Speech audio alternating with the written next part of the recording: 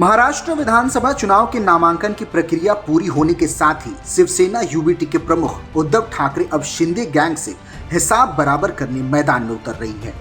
चुनाव प्रचार अभियान का आगाज उद्धव ठाकरे कोल्हापुर के अंबाबाई मंदिर में दर्शन करने के साथ कर रहे हैं, जिसके जरिए कोकण और विदर्भ क्षेत्रों की सीटों को साधने की स्ट्रैटेजी मानी जा रही है। उद्धव के एजेंडे पर विधायकों के निर्वाचन क्षेत्र हैं, जो मुख्यमंत्री एकनाथ शिंदे के साथ 2022 में शामिल होकर बगावत कर बैठे थे।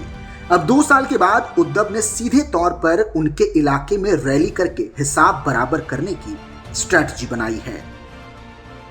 शिवसेना यूबीटी के प्रमुख उद्धव ठाकरे ने कोकण इलाके के रत्नागिरी जिले से चुनावी हुंकार भरकर सीधे सीएम एकनाथ शिंदे को चुनौती देने का प्लान बनाया है। ऐसे में उद्धव ठाकरे की तरफ से 5 नवंबर से लेकर 17 नवंबर के बीच महाराष्ट्र में कुल 25 चुनावी जनसभाओं को संबोधित करने की रूपरेखा बनाई गई है।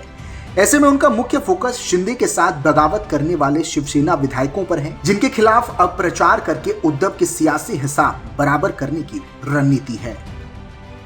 तो वहीं उद्धव ठाकरे ठाणे जिले के भिवंडी ग्रामीण निर्वाचन क्षेत्र में भी चुनाव प्रचार करेंगे, जिसका प्रतिनिधित्व शांताराम मोरे करते हैं, जो उनके खिलाफ बगावत करने वाले 40 विधायकों में से एक थे। उद्धव ठाकरे ने मिशन महाराष्ट्र के लिए कोकण के इलाके को चुना है, जो उनका मजबूत गढ़ रहा है। सीएम एकनाथ शिंदे से लेकर नारायण राणे का इन इलाकों में दबदबा है। ऐसे में उद्धव ठाकरे की रणनीति अपने विरोधी के गढ़ से चुनाव प्रचार कर सीधे चुनौती देने की है। महाराष्ट्र के कोकण इलाके में 39 विधानसभा सीटें आती हैं। इन इलाकों में रायगढ़ और रत्नागिरी जैसे बड़े शहर शामिल हैं। कोकण का इलाका शिवसेना का पुराना गढ़ रहा है, लेकिन शिंदे के अलग होने के बाद उद्धव ठाकरे के सामने अब दोबारा से अपनी राजनीति को खड़ी करने की चुनौती है। शिवसेना में बंटवारे के बाद यह दूसरा चुनाव है जब शिवसेना शिंदे गुट का मुकाबला शिवसेना यूबीटी के उम्मीदवार से होगा। 2024 लोकसभा चुनाव में मुंबई की 3 सीटों मुंबई दक्षिण मध्य और मुंबई पश्चिम पर शिंदे की शिवसेना ने उद्धव के उम्मीदवार के खिलाफ चुनाव लड़ा और सिर्फ एक ही सीट जीत सकी।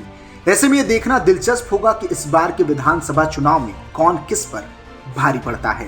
ब्यूरो रिपोर्ट, देश न्यूज।